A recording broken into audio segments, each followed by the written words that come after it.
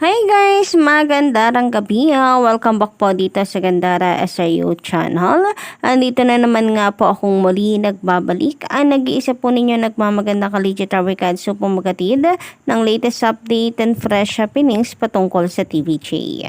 Basta po mga balita na may kinalaman sa Itbulaga, sagot na po natin yan. Ganun din po ang ilang balita and chika patungkol sa loob at labas ng showbiz. Kaya naman kung di ka pa nakaka-subscribe, pakiclick lang po ng subscribe button na nandyan sa baba at notification bell para maging updated ka at ma-notify sa atin pong mga reaction na videos araw-araw and analysis about sa mga nangyayari, kaganapan na atin pong nasasagap sa social media. Anyway, para sa gabi ito, may kinalaman po kay Boss Joey ang ating pag-uusapan sapagkat mayroon pong mga legit Daricans ang nagagalit sa GMA or mga taga-GMA sa ginawa nilang pang-iitsapwera kay Boss Joey. Bakit daw ganon? Bakit parang mga bulag ang mga taong ito at hindi nakakakilala kay Boss Joey. Kung tutuusin na ang laki ng naging papel ni Boss Joey sa GMA Network. Plus, isa rin po sa ating pag-uusapan ang tungkol po dito sa tila karma daw ng Kalabang Network. Sapagkat yung kanilang araw pong show ay tila nalalagas yung viewers. And syempre, about po kay Maine Mendoza na hot topic sa social media ma-after po na ilang araw na hindi po siya nakakapanood o hindi po siya napapanood sa Itbulaga kasi nakalive nga itong si Maine kasama yung kanyang asawa. Or naka-vacation leave itong si Mengay para makapagbakasyon po sila ng kanyang asawa. And unahin nga po muna nating pag-usapan ang tungkol po dito. So meron po kasi naka-misinterpret anong pagtangkal kay Mengay. So meron po kasi nakapansin na mga Mainers na tinangkal itong si Maine sa Bulaga Olympics.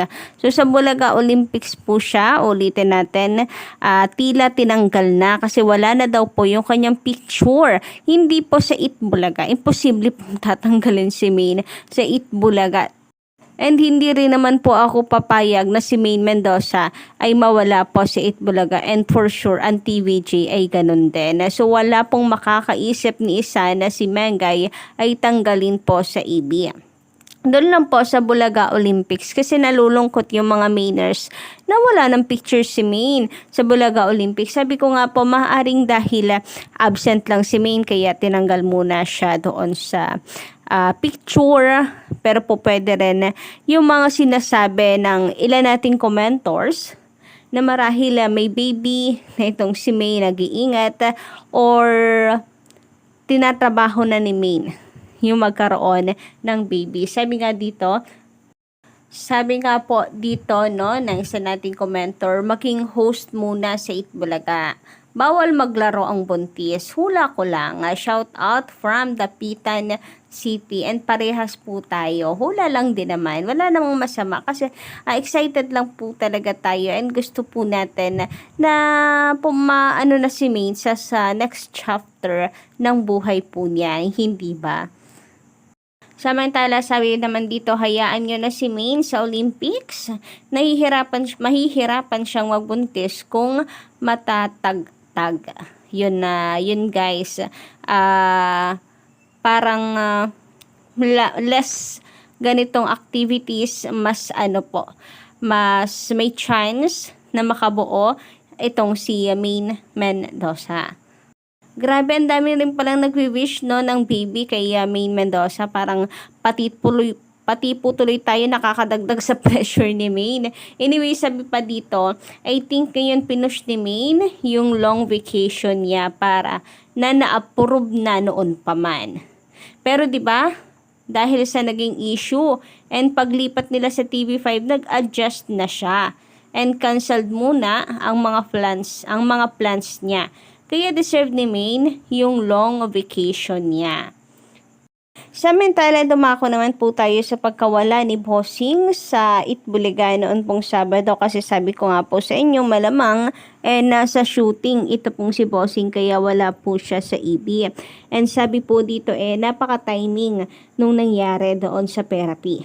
Ang timing na nandoon pa si Bossing bago siya umabsent kasi na-handle po ng ayos from Justice Man na timing kasi na may nangyari sa therapy, wala na ng ilang araw itong si Bossing. Pero kung maaari, sana wala nang nangyaring ganito, no? Pero wala na tayong magagawa. Andun na nangyari na po Pero ayun nga, mabuti na lang, nandoon po si Bossing, hindi ba?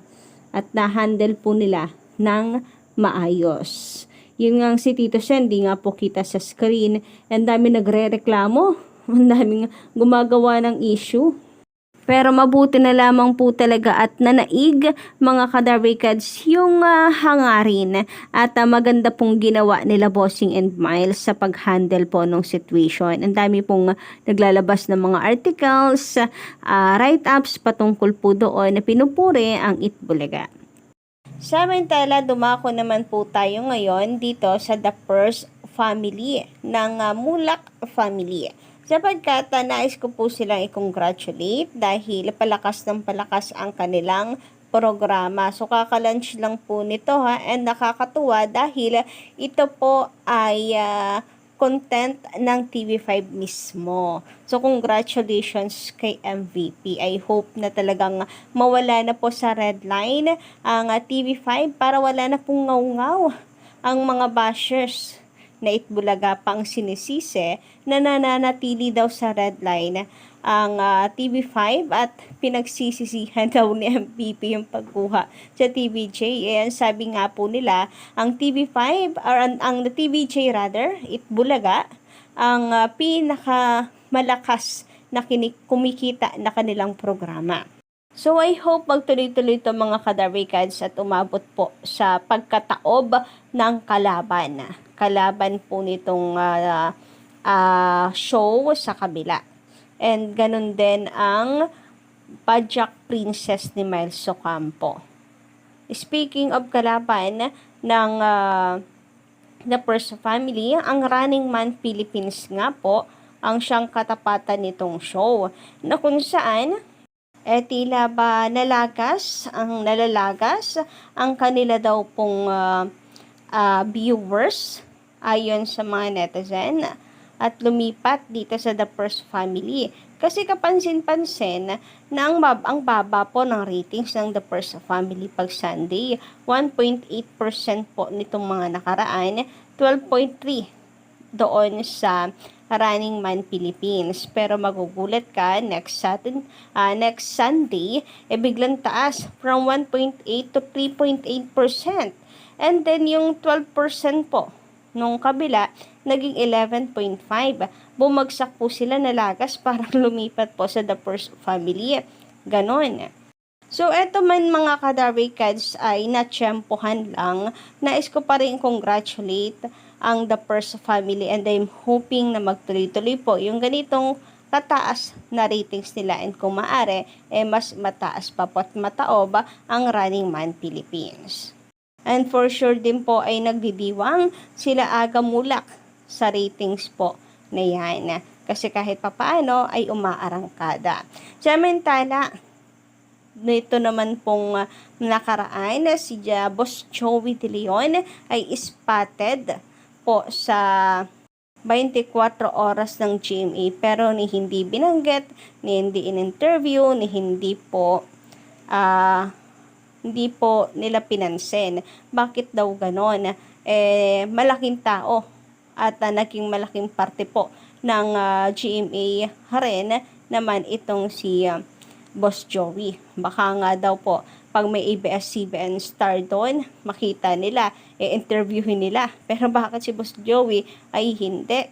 Mula po sa post ni LM Entertainment spotted Joey De Leon kasama sa mga nakiramay sa pamilya ng pumanaw ng Regal Entertainment founder at star maker na si Mother Lily Monteverde. Nahagip sa kamera pero hindi umano nabanggit sa balita ng 24 oras sa GMA. Isa si Joey sa mga maraming pelikulang nagawa under Mother Didis Regal Films. Kabilang na dito ang kanyang mga solo movies kagaya ng Tarzan, Shouting Star of the Jungle, kung saan siya ang naging extremely popular, Long Ranger, and Tonton, Shooting Star of the West, Tarzan the Second, Tarzan the Third, and Small, Medium, Large, Little and Big Weapon, alias Batman and Robin, at Wow Multo. Ang dami, no? Ang daming nagawa pala ni Boss Joey with Mother Lily. Kaya naroon po siya para makiramay. Pero bakit nga? Nahagi po sa camera sa 24 oras pero hindi man lang nila pinansin. So, yun lang po muna ang ating update sa gabi ito. Don't forget to click the subscribe button and notification bell para po sa iba pang mga balita. Maraming salamat.